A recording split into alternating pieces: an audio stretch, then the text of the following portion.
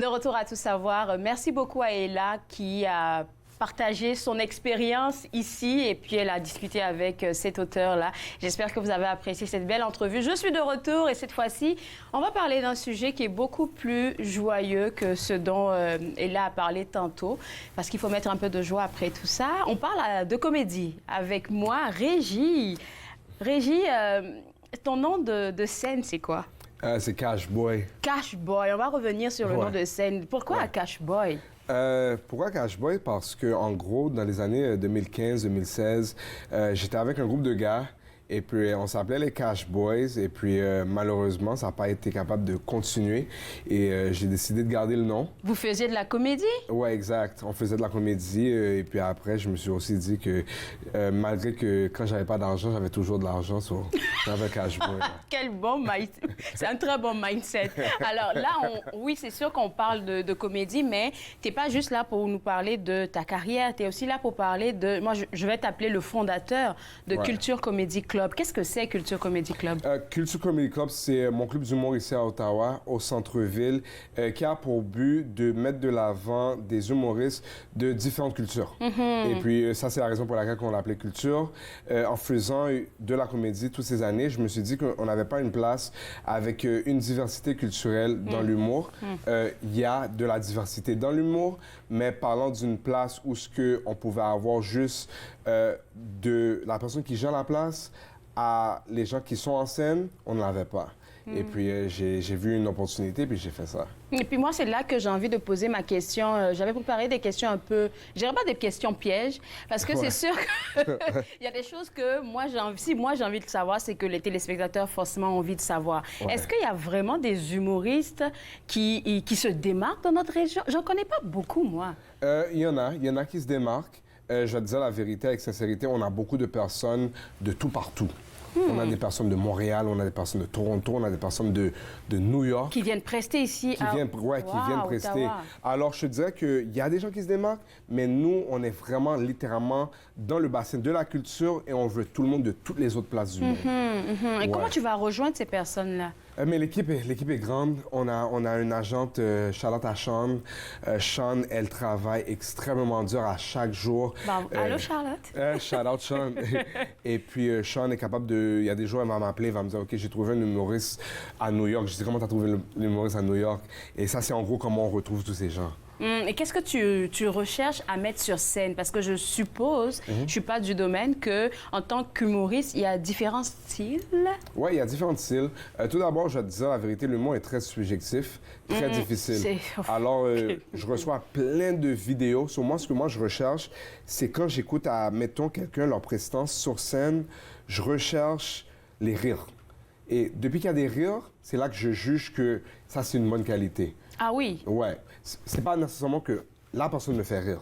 C'est plutôt est-ce que tu fais les autres gens rire, le public. Et puis c'est comme ça que je suis capable de juger.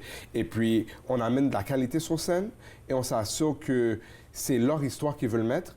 Et puis c'est comme ça qu'on fait un peu la différence pour savoir qui que on veut et comment on fait la différence. Parce que c'est ça que je me dis aussi. J'ai déjà reçu une humoriste que vous avez eu en spectacle là-bas.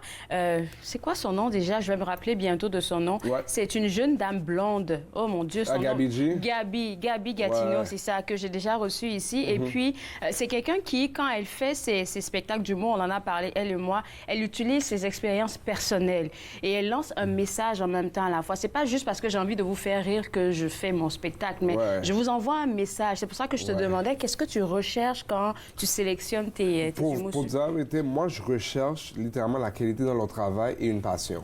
Ça, c'est le plus profond que je peux aller. Authenticité aussi. Authenticité. Tu dois être toi-même, mais le but aussi, c'est je veux donner l'opportunité. C'est dur à répondre à la question en plus profondeur parce que pour moi, je suis vraiment, lorsque je suis dans le business mindset, mon business mindset, c'est de m'assurer que toi, ce que tu amènes sur scène, c'est vraiment qui tu es par rapport à ton message, c'est vraiment à toi, mais que les gens sont capables d'aimer ce que tu fais et ce que toi, tu aimes ce que tu fais. Mais si On me demande personnellement, Claude Andrea, moi tout à fait, j'aimerais ça que quand tu vas en scène, sois toi-même, sois authentique, mais en même temps, je joue les deux chapeaux. So, moi, je dois m'assurer que dans le côté business, que les gens, que ce que tu vas à mettre, c'est drôle et que les gens aiment ça aussi. Et comment, pour quelqu'un qui, par exemple, nous écoute, qui pense avoir des qualité d'un bon humoriste, mais peut-être qu'il n'a pas encore, qui a ce petit syndrome de l'imposteur là. Ça, c'est une question que j'avais préparée pour plus tard, mais je vais y aller avec celle-là. Pour ces personnes-là, si elles te contactent ou contactent par exemple l'agente, combien de temps ça prend, la procédure, pour qu'on puisse lui donner son opportunité? Ça dépend. Il y a des différents cas, ça dépend dans quel mois, ça dépend si on n'est pas booké. Mais honnêtement, ça peut prendre une semaine, peut-être 3 semaines, ça peut même prendre 1 mois. Ça dépend du temps, la journée, puis tout. Mais honnêtement, entre moi et toi, on est assez vite à répondre. Et puis, on cherche toujours des personnes. On dit non à personne. On dit non à personne, oui. C'est ça. Allez voir le site web, là, pendant qu'on y est. Je pense que c'est www.culturecomedy.com. Comedyclub.com, je pense qu'il va s'afficher à l'écran en ce moment. Et puis là, je vais vraiment parler de toi en tant que personne carriériste dans le volet humoristique. J'aimerais juste te demander, entre toi et moi, est-ce que tu penses que c'est un métier qui paie vraiment son homme? Oui. Oh, ça paye. Mais il faut que tu travailles. Être humoriste, c'est l'équivalent d'aller à l'école. Oh, wow, OK. Écoute... Tu apprends tous les jours, en fait. Tu apprends tous les jours. Et, tu sais, moi, je dirais, origine haïtienne, c'est pas ingénieur, c'est pas docteur, tu vois, c'est pas journaliste, tu vois, c'est pas les choses qu'on désigne respectables.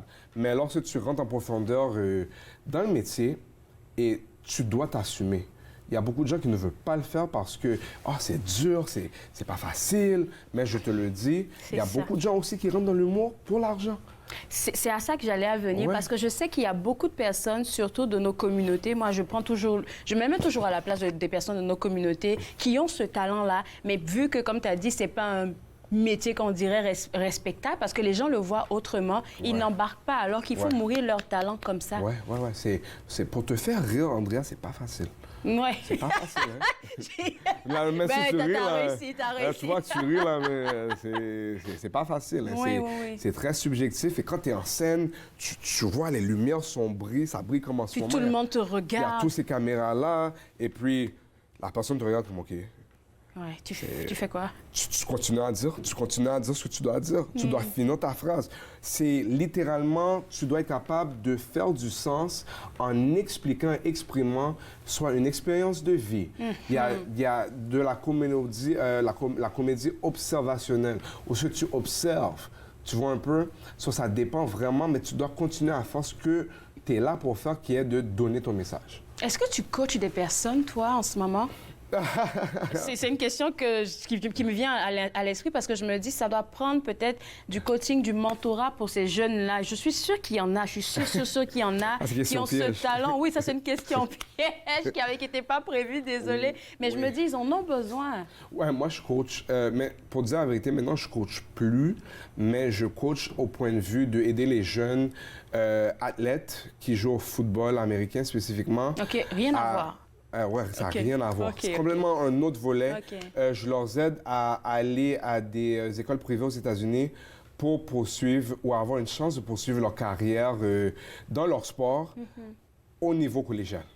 Universitaire. Universitaire. OK, comment je parlais de coaching, là, c'est peut-être, par exemple, ce jeune-là qui nous écoute en ce moment, qui se dit, OK, je veux me donner cette chance-là. Peut-être que Régis serait là sur place pour me donner quelques petits tips avant que je puisse aller sur scène. 100%. Moi, je dis toujours à tout le monde, écoute, moi, le meilleur conseil que je peux donner à quelqu'un, c'est n'aie pas peur. Parce que la comédie, on a peur, right? Je viens de te le dire, moi, ma plus grosse peur, Claude Andrea, c'est que je te fais pas rire, tu vois? Et là, tu me regardes figé, là, ça me gosse. C'est traumatisant, parce que tu te dis... C'est correct. Je dis ça à tous les jeunes, c'est correct. Juste, va sur scène et trouve ta place. Comme même moi, là, quand je suis arrivé sur scène, Écoute, c'était pas fantastique.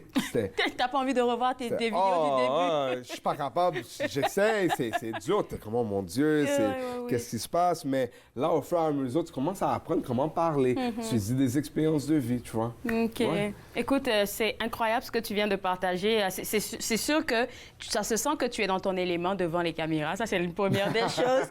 Deuxième des choses, je me dis que je pense que c'est pas la dernière fois qu'on va se rencontrer, toi et moi. Mais tu viens au club, là, tu vas venir. Oui, je vais venir au club, voir qu'est-ce que vous faites là. Et puis peut-être, pourquoi pas, envoyer ces artistes-là que tu reçois pour qu'on puisse montrer que ce métier-là, c'est quelque chose qui est respectable. Parce que je veux que ce soit un métier qui soit respecté. C'est du travail, du beau travail d'ailleurs. Oui, j'ai dit à ma mère, là, j'ai fait 3 000 $ avant hier, là, elle a dit, je comprends pas.